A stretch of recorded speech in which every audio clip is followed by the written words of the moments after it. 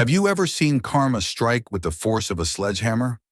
Well, that's exactly what you would get if you decided to be racist to your boss's father.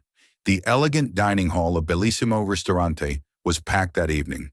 Crystal chandeliers illuminated the finely set tables, where well-dressed patrons dined on plates of handcrafted pasta and aged wine. It was the type of place where waiters walked with their noses slightly upturned, confident that their establishment was among the best in town. And one of those waiters was Greg Thompson. Greg had been working at Bellissimo for years. He took pride in his discerning attitude, meaning if a guest didn't look the part, he made sure they knew they didn't belong. Now, you might think that this was just him enforcing a certain dress code, but in reality, it had undertones of something a lot more malicious. He wasn't just an employee. He saw himself as the unofficial gatekeeper of the restaurant's elite clientele. He took his job very seriously, and with that, he started taking himself way too seriously. And as we know, that's not always a good thing. Over time, he had developed a reputation for his cold demeanor, especially toward customers he deemed unworthy. He relished his ability to turn people away with a smile, believing himself to be the true authority on who deserved to dine at Bellissimo. That night, as Greg straightened his bow tie and carried a tray of drinks, the door opened, and a well-dressed black man stepped inside. His suit was sleek, his shoes polished to perfection, and his demeanor was relaxed yet commanding. For everyone, it looked like this man was dressed perfectly for the occasion. The man walked in with the kind of confidence that suggested he had been in places far more prestigious than Bellissimo. But Greg didn't see that. For Greg, what people didn't realize was that there was something more important than clothing. For Greg, the thing that seemingly mattered the most was his skin color. Immediately, his face twisted into a look of disapproval. He stepped toward the man before the host could even greet him. "I'm sorry, sir, but we're completely booked tonight," Greg said in the most patronizing voice he could muster. He didn't even glance at the reservation book or check the availability of tables, or if in fact one of the reservations was indeed made by this gentleman. The man raised an eyebrow and glanced around. There were several open tables. "That's odd," he said smoothly. "I was told there would be some tables available." Greg let out a small scoff, barely hiding his smirk. "I don't know who told you that, but we have a strict reservation policy, and unfortunately, we're at full capacity right now, and probably until the end." The host behind the counter, a young woman named Emily, opened her mouth to correct him, but Greg shot her a glare. She hesitated, unsure of what to do. She had seen Greg do this before, and while it made her uncomfortable, she had never been in a position to stop him. She was a young student who desperately needed a job. She didn't want to risk that by making Greg her enemy. The black man chuckled lightly, his confidence unwavering. "I see," he said. "And what's your name?" "Greg Thompson," he replied with fake politeness. "And like I said, sir, you'll need to try elsewhere, since, as I said, we are full. Also, I don't really have time to repeat myself over and over again." "Ah, Greg," the man said, nodding slowly. He didn't argue. He didn't demand a table. Instead, he simply turned around and walked out, leaving Greg with a smug smile on his face. He loved moments like these. He thrived on them. In his head, he just did something amazing, when in reality, he was simply a racist jerk. But what Greg didn't know in his head was that he had just made the biggest mistake of his life.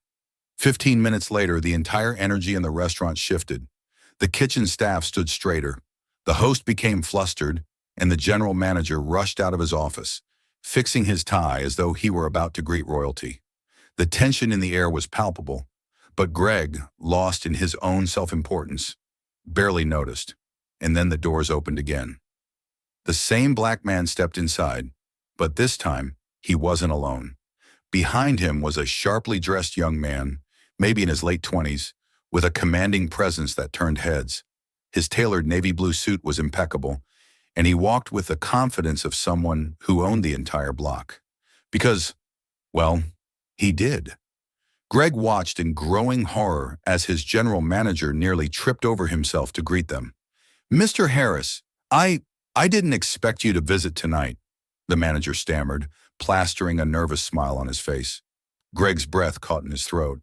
Harris, as in Jordan Harris, as in the owner of Bellissimo Ristorante. The man he had just turned away was his father. Jordan's expression darkened as he scanned the room. Who told you there were no tables available? Also, who told you not to subscribe? Please point them out because you definitely should sub to our channel and like this video. If you don't, we will call our sons, who own YouTube. Okay, that's not true, but we do really appreciate your support. Now back to the story. The room was dead silent. Every employee knew exactly what had happened, but no one dared to speak. Greg, now drenched in a cold sweat, tried to shrink into the background, but it was too late. His boss locked eyes with him. You, Jordan said sharply, come here. Greg hesitated but had no choice. He stepped forward, every muscle in his body screaming at him to run. Did you refuse to seat my father? Jordan's voice was eerily calm. Greg opened his mouth, searching for an excuse, but nothing came. His mind was blank. Answer me, Jordan commanded. Greg swallowed hard. I thought he didn't have a reservation, he lied. Jordan turned to Emily, the host. Is that true? Emily hesitated, then squared her shoulders. No, sir. There were plenty of open tables. Greg felt his stomach drop. Jordan exhaled sharply, his jaw tightening. He turned back to Greg. You've worked here for years, haven't you? Yes, sir, Greg whispered, his face burning with humiliation. And in all those years, did you ever stop to think that treating people like garbage would catch up to you? Greg didn't answer. Jordan let the silence hang for a moment before speaking again. You're fired, effective immediately. Greg's head snapped up. Sir, please. No, Jordan cut him off. I have no place in my restaurant for racists. Get out. Greg tried to argue, to plead, but one look at Jordan's face told him there was no point. Defeated, he turned and shuffled toward the exit, the weight of his mistake crashing down on him with every step. As the door swung shut behind him, Jordan turned back to his father and smiled. Now, Dad, let's get you a table. You're the guest of honor tonight. That night, the entire staff learned a valuable lesson. The world was changing, and racism, no matter how subtle, would no longer be tolerated.